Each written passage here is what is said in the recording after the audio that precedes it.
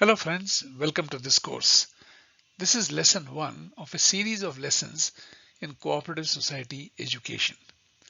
The cooperative movement is very strong in India and in our state of Maharashtra in particular. It covers very diverse sectors.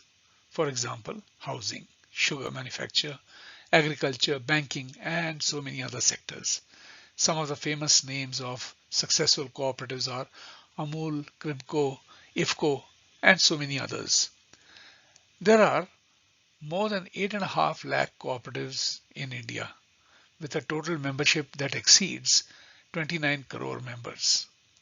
And did you know that the cooperative sector covers 98% of India's 100 lakh crore rural economy? So that is really a big number. A cooperative society is built on certain core values, and those values are based on a spirit of self-help, self-responsibility, democracy, equality, and most importantly, solidarity. We must stand behind each other. We must treat each one equally. We must follow democratic principles and we must take responsibility for our actions. The history of cooperatives in India goes back to many centuries. Most villages had some form of a cooperative or the other. But if we look at it from the legislative point of view, the first Societies Act was passed in 1904. The Maharashtra Cooperative Societies Act or the MCS Act was passed in 1960. And most recently, there was an amendment to the MCS Act in 2019.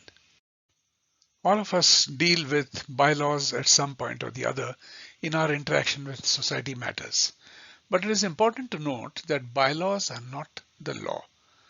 As a Supreme Court judgment on bylaws stated, that they are merely to govern the internal management, business or administration of a society and may be binding between the persons affected by them, but they are neither law nor do they have the force of law.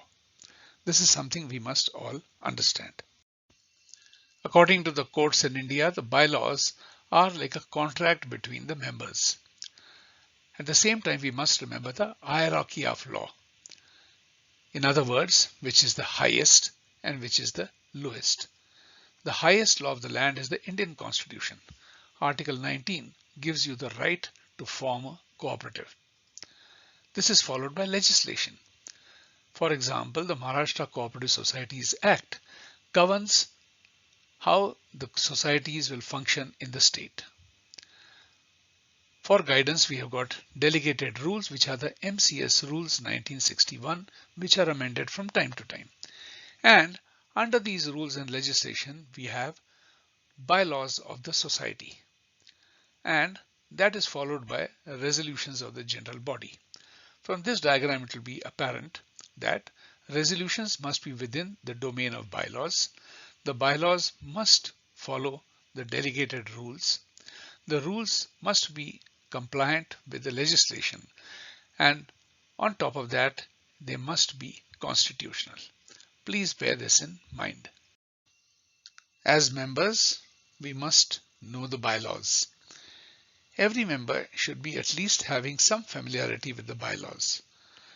Because one of the fundamental maxims of common law is ignorance of the law is no excuse. In Latin, it is stated as ignorantia juris non excusat. So please remember that we must know the law. Not knowing the law is not an excuse for not following the law. Here are two more basic tenets of common law. Anything which is forbidden by law is not allowed. So if there is an amendment to the law which states that certain sections do not apply, in that case, it means they are not to be implemented. Anything forbidden by law is not allowed. The second important point is everything which is not forbidden is allowed. If there is no specific injunctions not to do anything, it simply means that you can do it. So friends, that brings me to the end of this short lesson. Thank you very much for your attention, and we shall meet once again in the next lesson. Until then, bye bye.